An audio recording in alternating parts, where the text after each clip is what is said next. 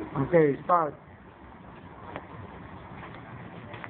After that incident of that Thanksgiving on December 20, na-realize ko na kailangan natin maging satisfied. Diba yung mga bata doon, nakita ko na masaya sila. Hindi ko man nakitang buhay sa Children's Foundation kasi medyo sumama yung pakaramdam ko. Narinig ko yung mga kwento ng mga kasama ko noon na masaya yung mga bata na parang sila pa yung umawit para sa amin, para sa atin. And na-realize ko na kailangan maging satisfied kasi sila walang mga magulang, walang mga kapag-anak. Sila lang doon na hindi magkakaano-ano. Inuturin nila yung mga sarili nilang magkakapatid, magkakamag-anak. Na-realize ko na kailangan maging satisfied for us to be happy. Na-realize ko. And kailangan din pahalagahan yung buhay natin para hindi mapariwara. Sila walang magulang pero patuloy pa rin yung buhay nila.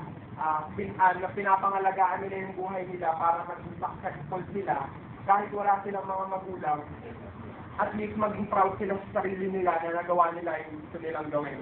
Saka yung pinuntahan din namin matatanda, yung sa bahay ni Maria, na-realize ko na kailangan natin halagahan yung mga matatanda ng mahal natin sa buhay. Hindi natin sila dapat iniiwanan lang kung saan.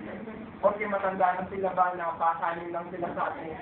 Kasi dapat iniisip din natin na sila yung nagpalaki sa atin nung maliliit pa tayo. Kaya na-realize ko na dapat silang mahalin, pangalagaan. At yun nga, maging satisfied for us to be happy.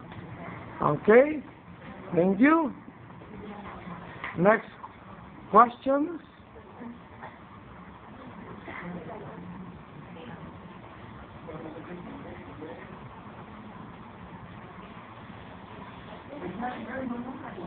Okay, pasok. Yes, you have here. Sa nagalap na giving last December 20, kahit na hindi ako nakasama, natutunan ko sa mga kaibigan ko kung gaano tayo kaswerte, na pinaglalooban tayo ng matagalang buhay, na nakapag-aaral tayo, libre natin kung anong gusto natin.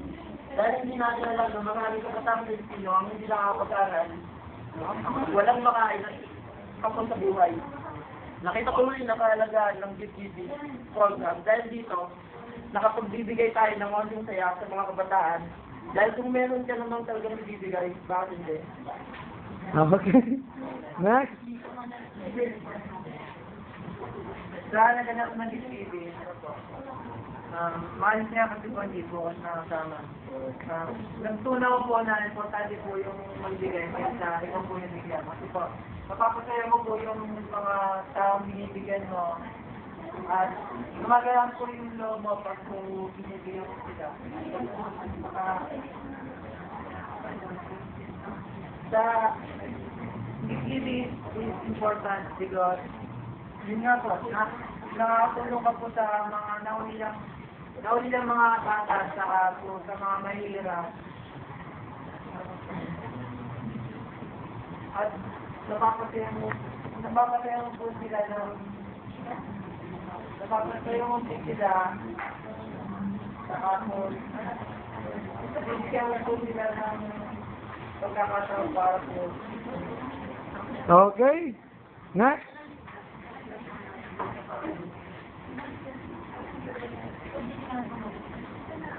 Sa mga nakasama din sa age, umayo kayo. At sa mga hindi nakasama sa hindi tayo. Kasi, ako nga naman talagang nakakaingit kasi sila nakapagpasya sila ng mga bata, nakapagbigay sila ng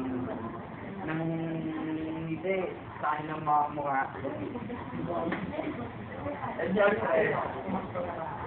At nakakatuwa yung tita, kung andun lang tayo, okay, masaya sila, masaya rin tayo, masaya yung mga bata, masaya lahat.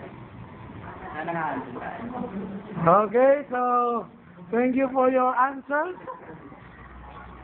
to the following questions.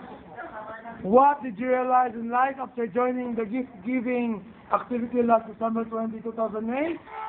And another question, what did you learn from your classmates and friends to join the gift giving activity last December 20, 2008? And another question is gift giving important in your life? Why?